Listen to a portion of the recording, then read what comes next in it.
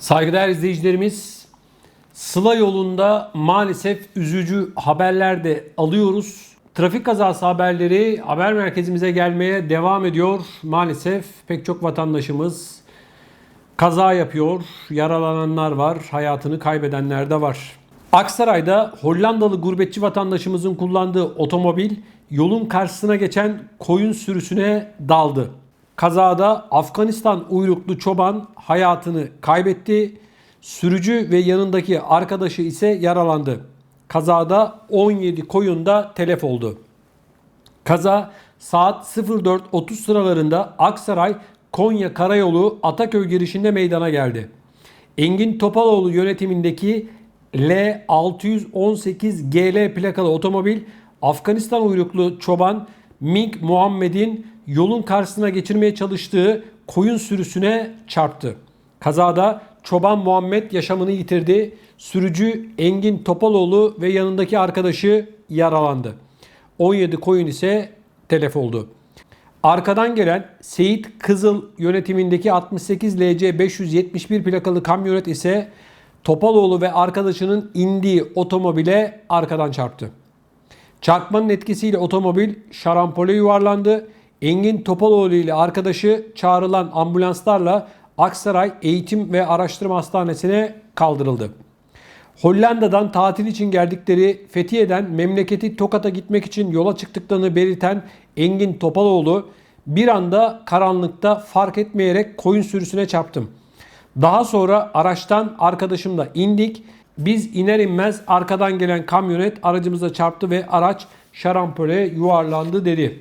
Ne diyelim, geçmiş olsun, hayatını kaybeden Afganistan vatandaşı Muhammed'e de Allah'tan rahmet diliyoruz.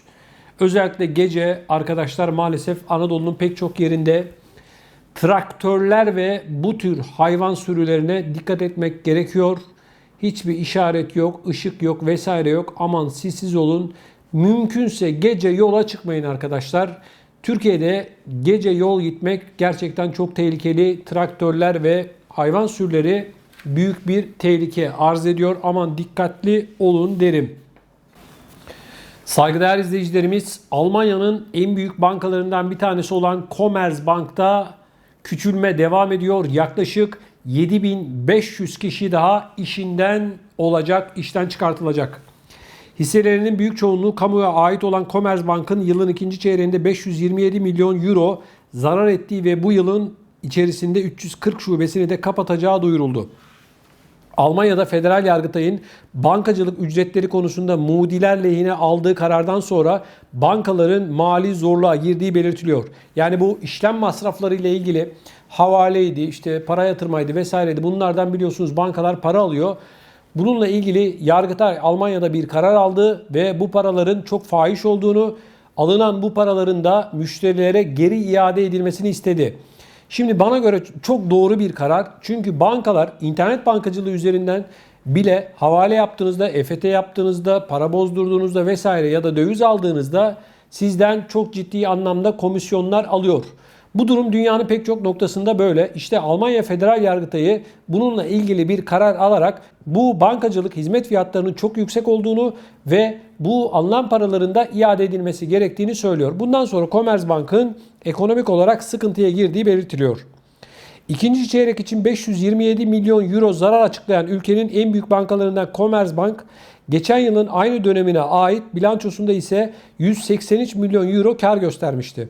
2021 yılı içerisinde 976 milyon euro harcama yaparak küçülmeye gideceğini belirten bankanın Almanya çapında şube sayısını azaltacağı, bu sayede 2024 yılına kadar masraflarını 5,3 milyar euroya düşürmeyi hedeflediği açıklandı.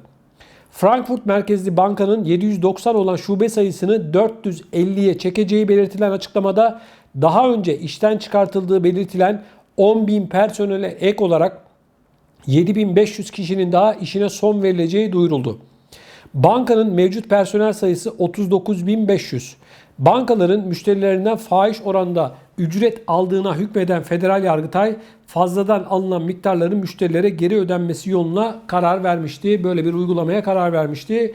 Evet değerli izleyicilerimiz, Almanya'nın en önemli bankalarından ve büyük bankalarından bir tanesi olan Commerzbank zarar açıklıyor ve 7500 kişiyi işten çıkartacağını söylüyor. Aslında değerli izleyicilerimiz, bankaların zarar ettiği falan yok. Ne biliyor musunuz bu? Kardan zarar. Her yıl birkaç milyar euro para kazanan bu bankalar, en düşüğünden bahsediyorum, karlarını biraz düşürdüler diye hemen 7500 kişi işten çıkartıyorlar. Şube sayısını azaltıyorlar. Dünyanın her yerinde bankalar havadan para kazanan kurumlar. Ben öyle görüyorum. Belki yanılıyor olabilirim ama bankalar, yani banka şubesine giren bir tek sinekten yağ çıkarmıyorlar. Geri kalan her şeyden yağ çıkartıyorlar. Ya internet bankacılığını kullanıyorsun. Havale, EFT yapıyorsun. Ondan bile para alıyor. Vatandaş bankaya gelmiyor, şubeye gelmiyor, onu gelmiyor. Ne masraf alıyorsun ki?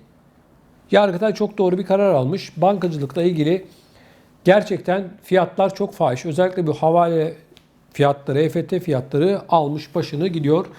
Bu kardan zarar hemen olan işçiye oluyor. 7500 kişi şimdi işinden olacak Almanya'da. Bakalım önümüzdeki günlerde diğer bankalarda bir açıklama yapacaklar mı? Saygıdeğer izleyicilerimiz, Almanya'da bildiğiniz üzere televizyon ve radyo vergisi var. Şu anki güncel rakamla 18,36 euro. Şimdi bununla ilgili olarak Almanya adeta karışmış vaziyette. ARD ve ZDF ile Deutschland Radio Federal Anayasa Mahkemesi'ne giderek hane başına 19,24 euro her haneden para alınması gerektiğini ifade ediyorlar. Ama hükümetin ortaklarından CDU, SPD ve Yeşiller buna karşı çıkıyor ve bu da beraberinde büyük bir tartışmayı getiriyor. Şimdi arkadaşlar, ben Türkiye'de de biliyorsunuz faturalarda TRT payı diye bir pay var. Şimdi hane başına 18,36 euro her ay alınması ve bu paranın da ARD, ZDF ve Deutschland Radyo'da paylaştırılmasını doğru bulmuyorum. Neden diyeceksiniz? Ben bu vergiye karşıyım bir kere. Bu yayın kuruluşları ne yapıyor? Hükümetin borazanlığını yapıyor. Siz bu yayın kuruluşlarında ARD, ZDF ve Deutschland Radyo'da bugüne kadar hükümeti eleştiren ya da hükümetin almış olduğu kararlarla ilgili olarak muhalifin ya da hükümetin almış olduğu kararlarla ilgili olarak yanlış yaptıklarında bunlar hakkında konuşan bir yorum, bir haber gördünüz mü? Ben görmedim. Şimdi ARD, ZDF ve Deutschland Radyo'da yaklaşık 50 bin kişi çalışıyor. 50 bin. Bakın, ben 25 yıllık televizyoncuyum, yayıncıyım. 50 bin kişi ne demek biliyor musunuz? Siz en az 50 tane televizyon kurarsınız bu sayıyla. En az 50 tane. Evet. 1000 tane de radyo kurarsınız. Ne yapmışlar biliyor musunuz? Bu medya şirketlerini, devlete ait olan medya şirketlerini birer istihdam merkezi haline getirmişler. Herkese kadro vermişler, iş vermişler. 50 bin kişi 3 tane yayın kuruluşunda ne demek biliyor musunuz? Siz bu insanların maaşlarını ödüyorsunuz demektir. Zaten bu vatandaştan toplanan televizyon ve radyo vergisinin çoğu %80'i maaşlara gidiyor. 50 bin kişi arkadaşlar. Korkunç bir rakam. Bakın, ben size Türkiye'deki televizyonlardan örnek vereyim. Show TV'de, Türkiye'nin en büyük televizyon kanallarından bir tane, çalışan kadrolu sayısı 170. 170 kişi. Kanal D'de çalışan kadrolu sayısı 200. Star'da çalışan personel kadrolu sayısı, yayıncı sayısı 160. Arkadaşlar, TRT'de 9000 kişi. TRT de zaten ayrı bir çiftlik. 9000. Arkadaşlar, istihdam oluşturmak için, birilerine iş vermek için buralara doldurmuşlar. Hiç kimse de çıkıp Almanya'da şunu demiyor. Demiyor ki, ya arkadaş, bu ARD, ZDF ve Deutschland Radyo'daki bu yaklaşık 50 bin kişi ne iş yapıyor? 50 bin kişinin yayına etkisinin olması mümkün değil. Bunun en az 1/4 yatıyor.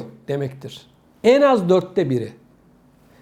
Korkunç rakamlar arkadaşlar. Yani bu vatandaştan alınan televizyon, radyo vergisi inanılır gibi değil. Bakın haberde ne deniliyor.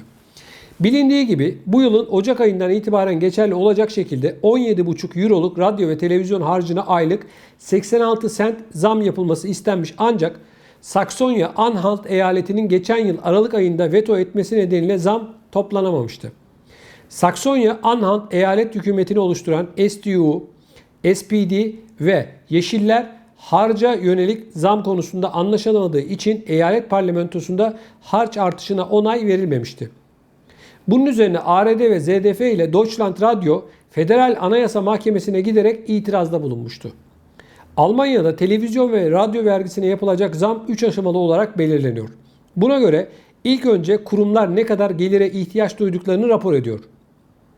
Ekonomi uzmanları, hukukçular, medya ve siyaset bilimcilerinden oluşan denetleme komisyonu kurumların taleplerini inceleyip tavsiye kararı alıyor.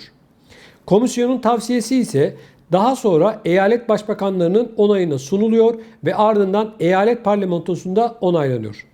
Son zam belirlenmesinde kurumlar aylık 19,24 euro talep ederken komisyon 18,36 euroya arttırılması yönünde tavsiyede bulunmuştu. ARD ve ZDF ile Deutschland Radio ayaklanıyor, diyor ki neden 19,24 euro değil de 18,36 euro?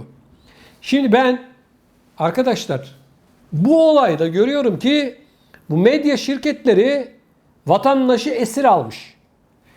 Bu aradaki yaklaşık 80 centlik parayı ZDF, ARD ve Deutschland Radio tutturuyor. Bize niye vermiyorsunuz diyor. Bunun Türkçe meali bu. Bir de mahkemeye gidiyorlar. Federal Anayasa Mahkemesi'ne gidiyorlar. 50.000 kişiyle siz ne iş yapıyorsunuz diye soran yok ama Almanya'da. Hiçbir tane kuruluşta, bu diğer medya şirketlerinde, sosyal medyada falan hiç kimse de bunu eleştirmiyor. 50.000 kişi çalışıyor arkadaşlar. Bu 3 tane yayın kuruluşunda. Radyoda 6.000 kişi var sadece. Deutschland Radio 6.000.